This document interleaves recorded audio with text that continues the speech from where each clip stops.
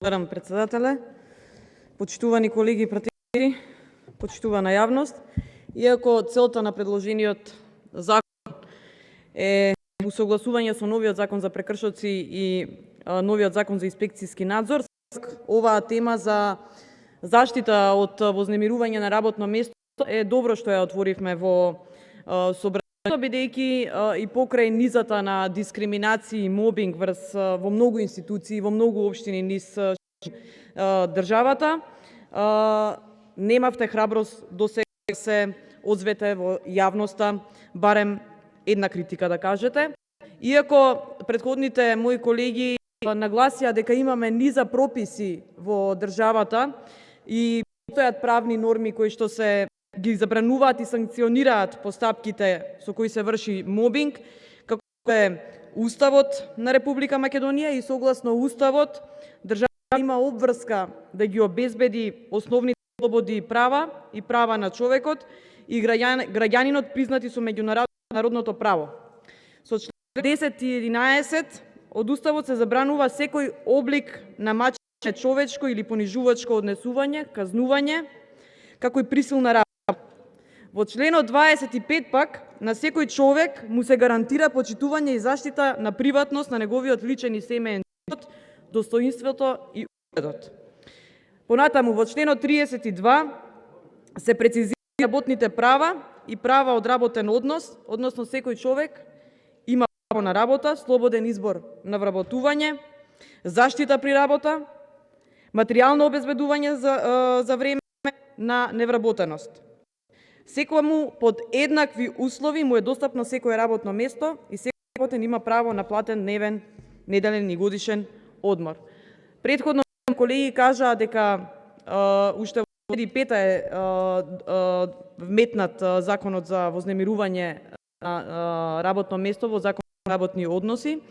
Во 2009 Законот за работни односи е дополнет со член 9а со цел правно регулирање на мобингот во Република Македонија и практиката покажа дека целта не се постигна, односно во судска постапка се наоѓаат само неколку случаи на мобинг, за кои е донесена правосилна судска одлука.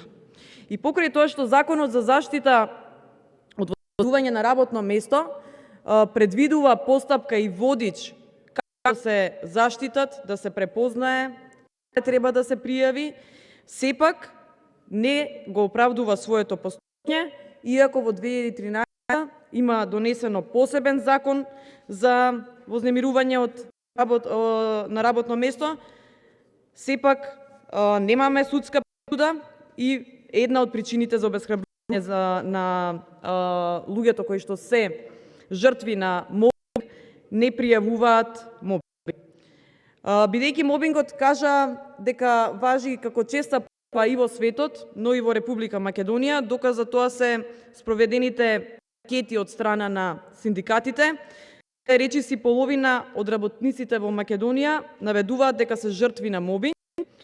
Меѓутоа во судската практика се уште не е забележана ни една пресуда, како што претходно кажа. Законот за работни односи го дефинира мобингот како психичко вознемирување на работното место од страна на поединец или група, често се повторува, најмалку во период од 6 месеци, така предвидува законот, а правува повреда на достоинството, интегритетот, угледот и честа на вработениот, плюс што предизвикува страв, создава непријателско, понижувачко, навредливо однесување, чија крајна цел може да биде престанок на работниот однос или напуштање на работното место. Како што кажав, синдикатите проведоа анкета и во рамките на регионалниот проект наречен антимобинг мрежа МК, што го реализираше Сојузот на синдикати на Македонија и Синдикатот на финансиски дејности во Македонија, со цел да се добијат показатели за состојбата со мобингот во Македонија. Од околу 1100 испитаници во повеќе од 30 градови во Република Македонија, на прашањето дали биле жртва на мобинг, над 50% имаат одговорено потврдно, дали сведоци на мобинг околу 40% и најголем процент на мобинг има во текстилната индустрија. И тој факт не е сменет. За жал, своевиден мобинг беше кога во време на пандемија текстилните работнички се превезуваа во преполни автобуси со што беа изложени на ризик од зараза од короната и нивните животи беа изложени, но беа изложени и нивните семејства. Штетата од боледувањата што сепак по анкетите, овие бројки што ги читам, штетата од боледувањата, ако месечно изнесува околу 1.100.000 евра, на годишно изнесува околу 12, скоро 13 милиони евра, додека трошоците при водење на судска постапка би биле најмалку 3 пати поголеми од оваа сума или би изнесувале околу 260 милиони евра. Овие податоци загрижуваат и укажуваат дека мора интензивно да се ангажираат сите одговорни субјекти, да се промовира потребата од почитување на правата на работниците, утврдени со македонските правни прописи, кои се темелат пак на меѓународни стандарди, а кои се однесуваат на тоа секому да му се обезбедат еднакви можности.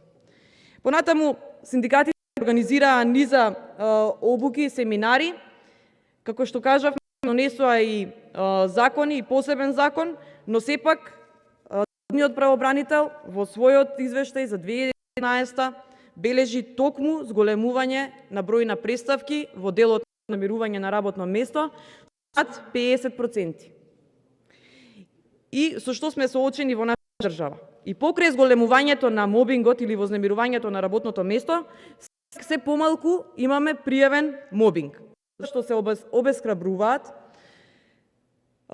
жртвите на мобинг, се плашат да го изгубат своето работно место, се плашат од дискриминација во своето работно обкружување, најчесто се економски зависни, но и непримената на законите, нејното судски одлуки се дел од тоа обесхрабрување.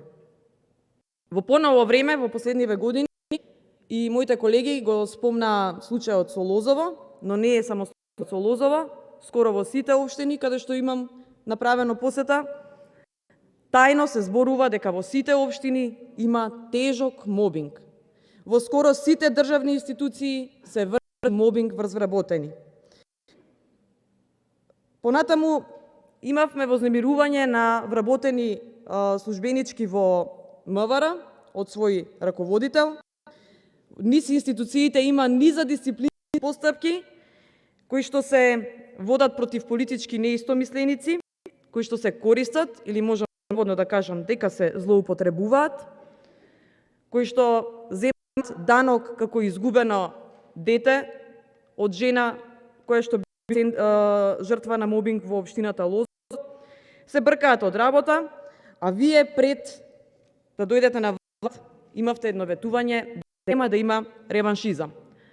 Ако е вашата замисла дека нема реваншизам на овој начин, со вршење мобинг врз недолжни луѓе или врз политички неистомисленици, тогаш имате многу погрешна перцепција за мобинг.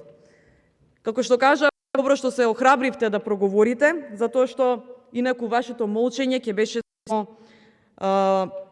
потврда или одобрување на тоа што се случува, на она нечовечно, девијантно однесување во нашите институции, во нашите општини, или пак можеби ќе помислев дека се согласувате со најавата на вашиот премиер пред да дојде на власт дека ќе се дадат живи луѓе. И ве слушам го спомнувате законот за дискриминација. Па кога би била на ваше место ја не спомнувала, затоа што законот за дискриминација имаше еден амандман од невладините, имаше и јавна расправа за тоа.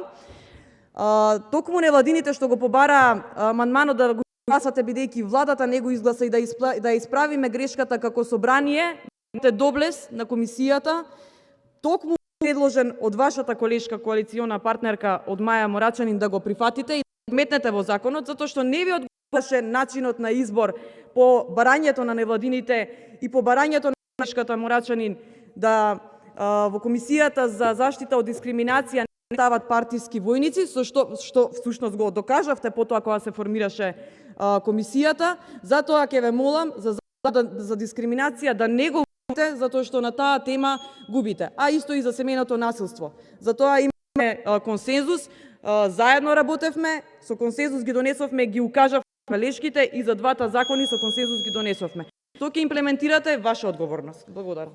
Маја Мрачанин.